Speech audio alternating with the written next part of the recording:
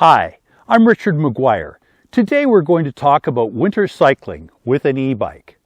I've got my Rad Power Rad Mini fitted out with knobby tires and chains. And today we're going to take on some ice and snow.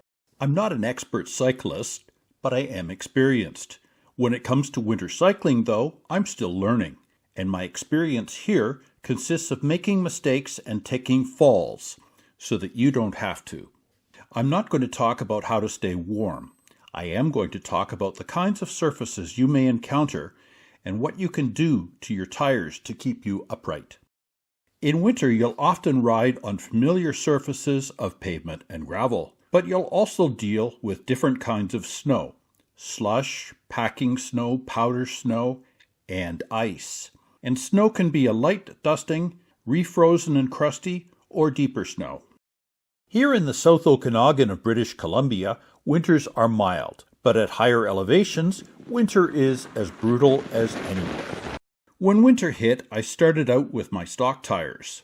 On pavement, gravel, and light snow, these are usually fine. In more difficult snow, I've found knobby tires work best, but knobbies are noisier on pavement if that's a concern. Slushy snow is difficult with the stock tires. I would have been better off here with the knobby tires too, also for mud. At the start of November, I rode a gravel trail that turned to snow and ice as I got higher in elevation. I was still using my stock tires. Lesson number 1, ice is dangerous, and you need more than stock tires to ride safely. Oh.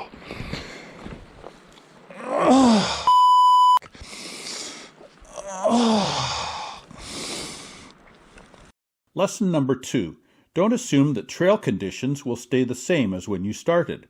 As the old Kettle Valley Rail Trail started its climb to wrap around Wilkinson Creek, it rapidly gained elevation. It was my first ice of the season, but in November, ice shouldn't be a surprise. But stock tires alone can handle some snow conditions very well. A week later, I was riding at Kettle Valley Recreation Area in the Boundary District of southern British Columbia. It was about 3 inches of packing snow. That's snow around freezing point, 0 Celsius or 32 Fahrenheit, that sticks together but hasn't melted into slush. My stock tires handled this fine, but it definitely was more work than cycling on pavement or gravel. Some of the footprints had refrozen, but the virgin snow was easy to ride on once I got over my hesitation about any icy chunks under my wheels. When I returned to the Kettle Valley Recreation Area a few weeks later, the packing snow had refrozen, and the snow was a little deeper. There were patches of ice. I was glad to have the knobby tires and chains this time. The tires are specialized ground control sport tires. They don't help much on ice, but they give more traction on snow, mud, and gravel.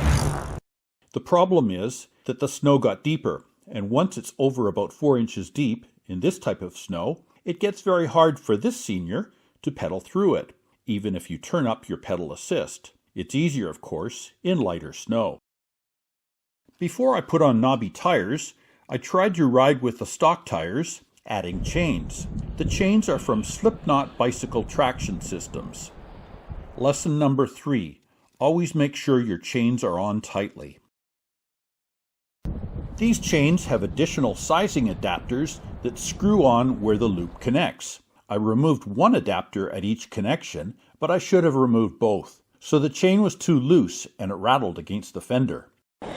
I found it easier to ride in tire tracks left by vehicles. The snow in the middle was deeper. When I veered into the middle to avoid branches, I sometimes lost control as I struck the deeper snow. Okay. As soon as I hit the deep snow, I don't really have control.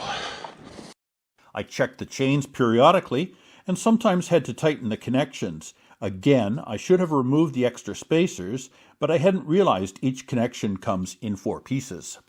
The chains worked well on any ice I encountered, occasional minor slips but no tumbles. It was my frequent abrupt encounters with deeper snow that made my ride difficult. I would have been better off with the knobby tires for the snow.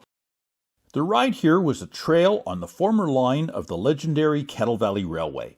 Chief Engineer Andrew McCullough Mapped out a 1% grade climb here to take the trains up over the mountains to Penticton. It makes a difference the direction you're going, whether driving an early 20th century train with steam engines or riding a bicycle or an e-bike. I was riding upwards. Okay, this is ice that I'm on here.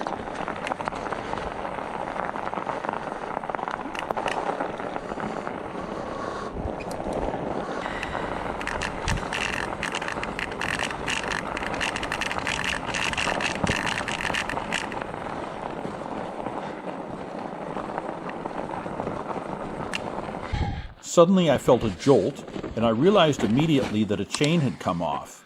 One of the two joints had become unscrewed, and the tire chain now caught in my bike chain. Again, this was my fault for not removing all the extra sizing adapter spacers and letting the chain be too loose. It wasn't a problem of the slipknot system itself. When used without any spacers, it works fine. Your tires may vary. It took a while to untangle the mix of chains. For my final test, I wanted to try the chains and knobby tires on a frozen lake after checking the thickness of the ice on Kilpoola Lake in the South Okanagan-Similkameen grasslands. This ice is cracking a little bit, but it's, I think, thick enough. I tried jumping on it earlier, and it's, at least here, it's fairly solid. We shall see.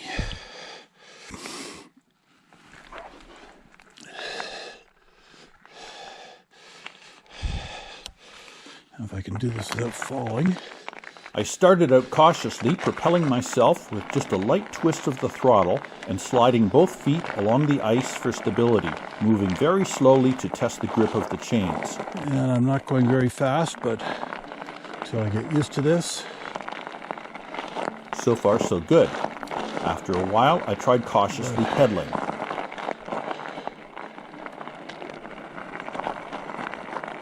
The chains are good.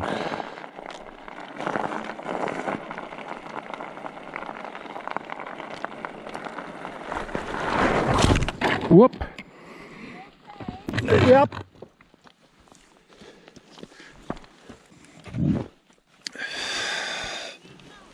No, I'm okay, thanks.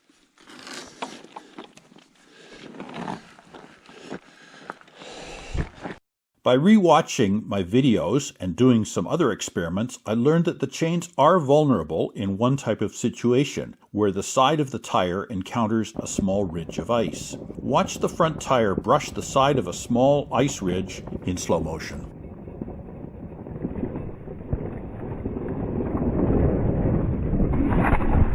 Lesson number 4. On extreme ice, you may be better off with studs in addition to chains or instead of them. If you're a do-it-yourself type, you can find videos on making your own chains or adding studs to tires with screws. I haven't tried this myself, so do these at your own risk. The advantage of chains, of course, is that you can take them off for pavement riding. With studs, you're stuck with them without changing your tire.